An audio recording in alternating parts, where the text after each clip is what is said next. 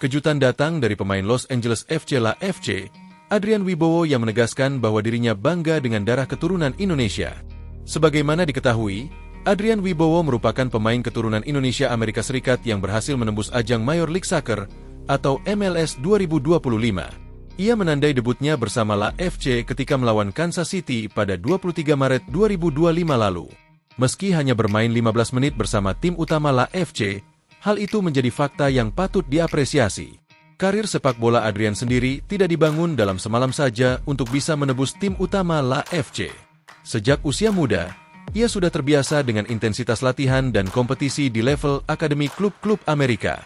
Ketekunan dan dedikasi yang tinggi membawanya menebus seleksi ketat di La FC, salah satu klub besar di California.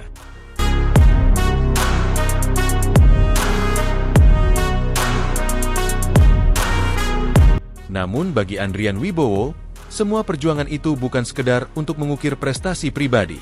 Pemain berusia 19 tahun ini membawa misi yang lebih besar, yakni membuka mata dunia terhadap potensi pemain keturunan khususnya Indonesia. Bagi saya menjadi pemain Indonesia Amerika pertama yang bermain di MLS sangat menginspirasi untuk pemain lain. Dan saya mengajak semua orang yang punya darah keturunan untuk terus menguncir mimpi mereka, tegas Adrian Wibowo. Meski lahir dan besar di Amerika Serikat, darah Indonesia mengalir kental dalam diri Adrian. Ayahnya berasal dari Surabaya dengan pencapaiannya sebagai pemain Indonesia Amerika pertama yang tampil di MLS. Adrian ingin menjadi panutan bagi generasi muda, khususnya mereka yang memiliki darah keturunan seperti dirinya. Lebih dari itu, ia tak menutup diri jika dinaturalisasi untuk membela skuad Garuda.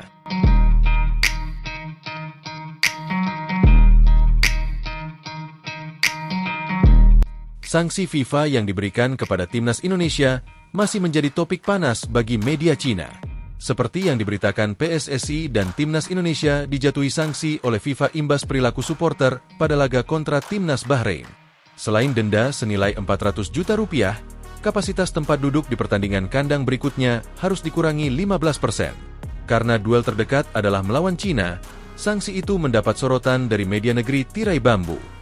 Mereka meyakini hukuman itu menjadi kabar baik jelang duel di Stadion Utama Gelora Bung Karno. Bahkan media Cina 163.com mengklaim timnas Indonesia bisa saja dicoret dari kualifikasi Piala Dunia 2026 zona Asia. Hal itu akan terjadi jika FIFA menjatuhkan sanksi untuk yang ketiga kalinya. Namun setelah mendapat hukuman berat dari FIFA, supporter Indonesia tidak berani bertindak gegabah. Toh, ini sudah kedua kalinya timnas Indonesia mendapat hukuman berat dari FIFA. Kalau sampai ketiga kalinya, bisa jadi hasil pertandingan akan dibatalkan, tulis media Cina 163. Tak bisa dipungkiri, timnas Indonesia memang sudah dua kali disanksi FIFA sepanjang kualifikasi Piala Dunia 2026 zona Asia. Pertama, pelanggaran terkait keterlambatan masuk lapangan saat menghadapi Cina pada September lalu. Kemudian sanksi kedua adalah imbas pertandingan melawan timnas Bahrain. Maka dari itu, timnas Indonesia termasuk supporter harus menjaga sikap saat laga kontra timnas Cina mendatang. Jika tidak, FIFA bisa saja kembali menjatuhkan sanksi yang lebih berat. Bukan supporter Garuda namanya jika tidak membuat tiket terjual ludas dalam waktu yang singkat. Terlebih timnas Indonesia tengah dalam tren positif menuju Piala Dunia 2026. Dilansir dari Instagram resmi PSSI, tiket pertandingan timnas Indonesia versus Cina mulai dijual sejak pukul 10 pagi waktu Indonesia Barat. Ada beberapa hal yang menjadi catatan sebelum penonton membeli tiket pertandingan. Salah satunya wajib memiliki Garuda ID. Harga yang dijual PSSI pun beraneka ragam dari yang termurah Rp300.000 sampai paling mahal Rp1.750. Namun hal tersebut tak membuat Garuda fans risau. Untuk tiket yang Rp300.000 berada di tribun atas alias Indomie Upper Garuda. Kemudian untuk tribun utara dan selatan yang biasa ditempati oleh kelompok supporter fanatik dijual seharga Rp600.000. Sementara di tribun timur dan barat sama-sama dijual dengan harga yang lumayan mahal, yaitu Rp1.250.000. Lalu paling mahal yaitu Rp1.750.000 adalah kelas premium timur dan barat. Menariknya, meski dihukum oleh FIFA terkait pelarangan kursi supporter, laga kandang kontra Cina dipastikan akan dipadati oleh Garuda fans. Tiket terjual ludes dalam sekejap lantaran gelombang dan animo supporter sudah bisa dirasa sebulan sebelum laga itu berlangsung. Hal itu terbukti bagaimana war tiket timnas Indonesia selalu menjadi trending topik di media sosial. Bahkan tak sedikit pecinta sepak bola tanah air yang kecewa lantaran kalah cepat dengan Garuda fans lainnya.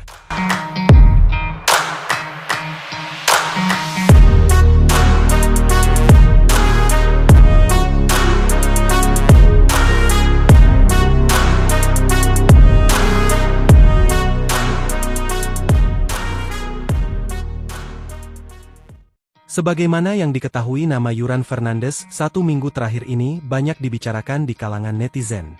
Hal ini lantaran dia melontarkan kritik keras terhadap sepak bola Indonesia. Melalui postingan Instagram miliknya, dia seakan menjelek-jelekan sepak bola Indonesia usai timnya merasa dicurangi di laga PSM Makassar versus PSS Sleman. Dalam laga tersebut, PSM Makassar memang harus menelan kekalahan dengan skor akhir 3-1. Usai pertandingan, ia mengungkapkan kekesalannya dalam unggahan Instagram story-nya.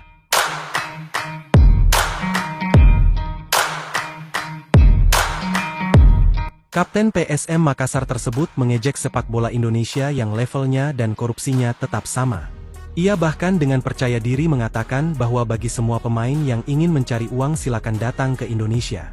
Namun apabila ingin bermain sepak bola dengan serius, ia menyarankan para pemain harus menjauhi sepak bola Indonesia. Hal ini diungkapkan oleh Yuran seperti menggambarkan kekecewaannya dengan sepak bola Indonesia.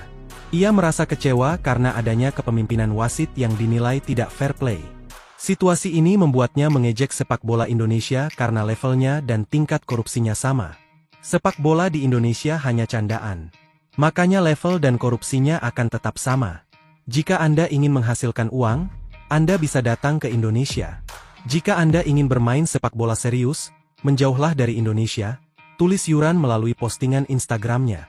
Usai unggahan tersebut viral, Ketua Umum PSSI Erick Thohir pun mempersilakan Yuran Fernandes untuk cabut jika memang merasa sepak bola Indonesia bobrok. Tak tanggung-tanggung, dirinya juga minta sang pemain jangan mencari uang di tanah air. Dia sudah meminta maaf, tapi kalau dia menyesali main di Indonesia, jangan main di Indonesia, main saja di luar negeri. Kalau dia menyesal main di Indonesia, jangan main di sini. Main di tempat lain saja. Jangan cari makan di sini, berkarir di sini, jelek-jelekin liga kita, ungkap Erick Thohir kala itu. Terbaru, Komite Disiplin PSSI menjatuhkan larangan bertanding selama 1 tahun kepada Yuran Fernandes. Yuran Fernandes terbukti bersalah dalam sidang Komite Disiplin PSSI karena mengkritik sepak bola Indonesia melalui akun Instagram pribadinya. Walau sudah minta maaf, Yuran Fernandes tak bisa lepas dari sanksi Komdis PSSI. PSM Makassar pun mengumumkan hasil sidang dengan larangan bertanding, hingga denda yang harus dibayarkan oleh pemain asal Tanjung Verde ini. Merujuk kepada pasal 59 ayat 2 pasal 141 Kode Disiplin PSSI tahun 2013, Saudara Yuran Fernandes Rocha Lopez dikenakan sanksi larangan beraktivitas dalam kegiatan sepak bola selama 12 bulan sejak keputusan ini diterbitkan. Denda sebesar 25 juta dan pengulangan terhadap pelanggaran terkait di atas akan berakibat terhadap hukuman yang lebih berat. Tulis surat Komite Disiplin PSSI yang diunggah oleh akun Instagram PSM Makassar. PSM Makassar pun memastikan akan mendampingi Yuran Fernandes dan mengajukan banding atas keputusan tersebut. Apalagi surat tersebut baru diterima PSM Makassar ketika tim melakukan persiapan laga lanjutan Liga 1 2024-2025. Padahal PS Makassar telah menyiapkan Yuran Fernandes untuk tampil di laga melawan Maluku United pada hari ini. Gelandang Persib Bandung, Mark Klok menjelaskan kondisi pemain yang tersulut emosi ketika Febri Haryadi ditekel keras di laga kontra Barito Putra. Ya, pertandingan berjalan keras meski Persib saat ini sudah memastikan diri sebagai juara. Hal ini lantaran Barito Putra butuh kemenangan untuk keluar dari zona degradasi. Namun di sisi lain, Persib juga ingin menang karena tidak mau mengecewakan Bobotoh. Di babak pertama, Laskar Antasari berhasil mencetak gol lebih dulu. Jaime Moreno memanfaatkan kelengahan barisan belakang tuan rumah dan memperdaya penjaga gawang. Dalam upaya Persib menyamakan kedudukan, jalannya pertandingan menjadi kian intensif. Tidak sedikit benturan yang terjadi di lapangan. Namun, wasit Gideon Dapaherang tidak bisa mengontrol tensi laga. Puncaknya terjadi di menit 85 ketika Murilo Mendes melakukan tackle keras dari belakang kepada Febri Haryadi. Hal ini membuat pemain Persib emosi dan melindungi sang winger yang baru pulih dari cedera. Klok mengatakan bahwa penting bagi pemain membela rekan setimnya yang dicederai. Protes juga dilakukan karena Gideona Paherang tidak memberi kartu merah dan hanya mencabut kartu kuning. Bahkan wasit juga seakan cuek dan tak mau mengecek ke layar VAR. Jika itu terjadi kepada Febri atau pemain lainnya, Klok mengatakan respon yang sama harus ditunjukkan. Karena rekan satu tim harus melindungi pemain yang mendapat tackle brutal. Itu normal. Kita semua tahu pemain punya emosi dan wasit tidak melakukan keputusan yang baik. Tapi itu tergantung juga. Tackle ini sangat bahaya. Kita tahu Febri atau siapapun sebagai pemain ini bahaya sekali. Tidak mungkin melakukan begitu dan seperti coach bilang ini tel gila dari belakang, ujar Marc-Anthony Klopp.